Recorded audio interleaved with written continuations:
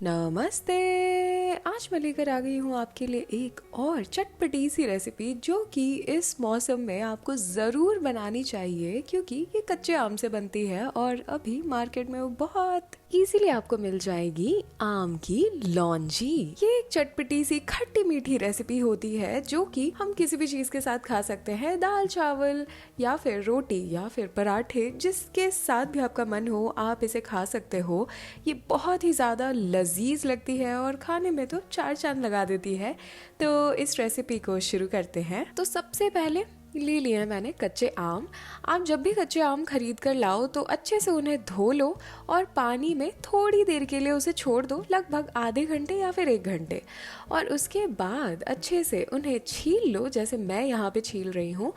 ये बहुत इम्पॉर्टेंट है कि आम को आपने अच्छे तरीके से धोया हो क्योंकि उसके ऊपर एक डिस्चार्ज होता है आम का जो कि हम नहीं चाहते कि उस पर लगा हुआ हो, क्योंकि वो बाद में बहुत सारी प्रॉब्लम्स क्रिएट करती है अगर वो आपके खाने में आ जाए या फिर आपके मुंह पे ऑब्वियसली लग जाए। तो इसलिए आम को धोना बहुत इम्पॉर्टेंट है और उसके बाद आप आराम से इस तरीके से इन्हें छील लो। और अब हम इसे किस तरीके से कट करेंगे ये देख लो आप, क्योंकि ये बहुत इंपॉर्टेंट है इस कुकिंग में। अगर आपने अलग तरीके से इसे कट कर दिया ना और बहुत ज़्यादा पतला या फिर कट कर दिया तो ये आम की लौंजी तो नहीं बनेगी, हलवा ज़रूर बन जाएगा। इसलिए इसका शेप मेंटेन करना भी ज़रूरी है, मतलब इसके आकार का ध्यान रखना ज़रूरी है। तो यहाँ पे आपने देखा कि मैंने इसे छील लिया और जैसे नॉर्मल आम को हम कट करते हैं उस तरीके से हमने एक साइड से कट करा और लंबे लंबे मोटे मोटे थोड़े से स्ट्रिप्स कट करे हैं। इसी तरीके से आपको कटिंग करनी है आम की। अगर आपने इसे बहुत छोटा छोटा या फिर बहुत पतला पतला बना दिया तो फिर ये वेस्ट हो जाएगा, क्योंकि ये ज़्यादा ही गल जाते हैं और फिर चटनी तो बन जाएगी लेकिन आम की लौंजी नहीं बनेगी। यहाँ पे आपको इसकी गुठली से भी जो भी उसमें फ्लैश हो उसे कट कर लेना है। थोड़े बड़े बड़े पीसेज ही रखने की कोशिश करना, हल्के फुल्के छोटे बहुत कट जाए तो कोई प्रॉब्लम नहीं है। आप यहाँ पे देख सकते हो कि मैंने सारे आमों को किस तरीके से कट कर लिया है। अब हम रेडी करते हैं आम की लौंजी को। तो एक पैन लिया है मैंने और उसमें मैंने डाला है सरसों का तेल। आप चाहो तो इसमें घी का इस्तेमाल कर सकते हो, लेकिन सरसों के तेल का सबसे अच्छा टेस्ट आता है। अब हम इसमें लगाएंगे तड़का। तो सबसे पहले आपको डालना है मेथी दाने को, ठीक है। मेथी दाने को अच्छे तरीके से आप डाल लो। उसके बाद आप डालोगे जीरा, उसके बाद सौंफ और फिर हम इसमें सरसों को ऐड कर देंगे और सबसे लास्ट में हम इसमें डालने वाले हैं कलौंजी। ये सारी चीज़ें इंपॉर्टेंट है जिस सीक्वेंस में मैंने आपको बताया है, क्योंकि मेथी जो है वो कई बार ब्राउन ही रह जाती है, जो कि हम नहीं चाहते कि तड़के में वो ब्राउन रह जाए। अदरवाइज़ होगा क्या कि उसकी कड़वाहट आएगी जब भी आप लौंजी को खाओगे। तो सबसे पहले आपको मेथी को ऐड करना है ताकि वो अच्छे से चटक जाए और उसके बाद बाकी चीज़ों को ऐड करोगे आप, क्योंकि बाकी चीज़ें ना बहुत ही जल्दी चटक जाती हैं। मेथी को थोड़ा सा एक्स्ट्रा टाइम लगता है, इसलिए सबसे पहले आपको मेथी के दाने डालने हैं। और हाँ, आँच को आपको रखना है बिल्कुल धीमा। और जब आप सारे तड़के की चीज़ों को ऐड कर लोगे ना तो हल्का सा आप इसे मध्यम आंच पर कर लेना, क्योंकि अब हम इसमें आम डालने वाले हैं। सारी चीज़ें अच्छे से जब चटक जाएंगी उसके बाद हम इसमें आम के टुकड़ों को डाल देंगे और अच्छे तरीके से हमें इसे भूनना है। थोड़ा सा हम भूनेंगे तो उसके लिए आप मध्यम आंच पे रख सकते हो या फिर आप चाहो तो तेज़ आंच पे भी रख सकते हो। वैसे मध्यम आंच बेस्ट होता है। थोड़ी देर के लिए हम इसे भूनेंगे, ज़्यादा देर आपको भूनना नहीं है, लगभग 1 मिनट। और उसके बाद आप इसमें नमक ऐड कर दोगे। आप जैसे ही इसमें नमक ऐड करोगे तो ऑब्वियसली ये पानी छोड़ना शुरू कर देगा, तो बहुत अच्छी बात है, हमें यही चाहिए। और ये थोड़ा सॉफ्ट हो जाएगा, मतलब जो आम के टुकड़े हैं वो आपको फील होंगे मिलाते वक्त कि वो काफ़ी सॉफ्ट हो गए हैं। बस जैसे ही आपको लगे ना कि ये सॉफ्ट हो गए हैं और पानी छोड़ रहे हैं, बस इसी वक्त हम इसमें डाल देंगे गर्मा गर्म पानी। आप चाहो तो नॉर्मल पानी भी डाल सकते हो, कोई प्रॉब्लम नहीं है।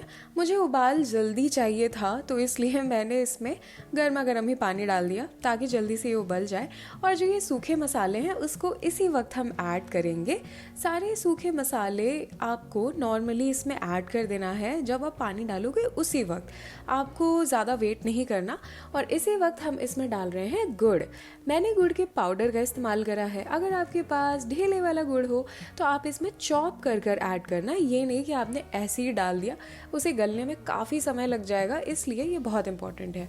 बाकी दूसरी चीज़ ये है कि आप इसमें चीनी का भी इस्तेमाल कर सकते हो। आपको ज़रूरत नहीं है कि आप गुड़ ही का इस्तेमाल करो, कलर थोड़ी देर में ऐसे भी आ जाएगा, ऐसी कोई प्रॉब्लम नहीं है। चीनी जब कैरेमलाइज होती है इसके साथ तो उसका कलर भी ऑलमोस्ट सेम आता है गुड़ से, लेकिन ऑब्वियसली आपको दिख ही रहा होगा कि ज़्यादा ही अच्छा कलर आ जाता है बिल्कुल लॉन्जी का।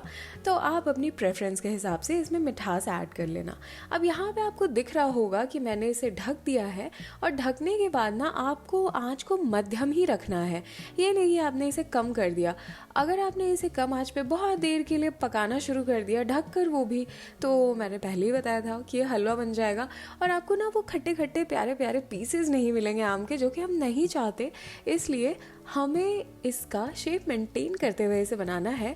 तो यहाँ पे ये काफ़ी अच्छे से पक गया था। थोड़ी देर के लिए जैसे आप पकाओगे आपको ना आम के पीसेस का कलर चेंज होता हुआ नज़र आ जाएगा। जैसे कि मैंने यहाँ पे ढक्कन जैसे ही खोला तो आपको दिख रहा होगा कि पहले आम अलग कलर का दिख रहा था, वाइटिश दिख रहा था थोड़ा, और अब ये वाइटिश तो नहीं दिख रहा, ये बिल्कुल चेंज हो चुका है। तो आप समझ जाओ कि इसके अंदर तक मिठास जा चुकी है और ये एक्सट्रीम खट्टा नहीं है जैसा कि हमें चाहिए था। अब यहाँ पे मैंने इसमें थोड़ा सा काला नमक ऐड करा है, और हाँ, जब आप शुरू में नमक ऐड कर रहे हो ना उस वक्त थोड़ा सा आपको कम ही रखना है उसे, इसी वजह से, ताकि आप बाद में काला नमक ऐड करो तो ये तेज़ ना हो जाए। एक बैलेंस बनाकर चलना है हमें। और यहाँ पे जो पाउडर मैंने ऐड करा वो है बड़ी इलायची का पाउडर। इस चीज़ को आप ध्यान में रखोगे कि आपको छोटी इलायची का पाउडर नहीं, बड़ी इलायची का पाउडर इसमें ऐड करना है।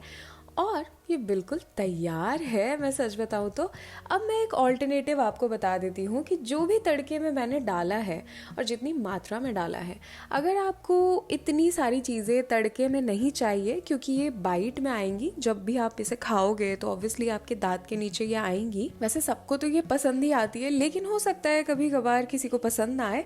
तो आप एक काम कर सकते हो कि तड़के में इन चीज़ों को ना ऐड करके इन सारी चीज़ों को हल्का सा भून कर इनका पाउडर बना के आप आम की लौंजी में डाल सकते हो।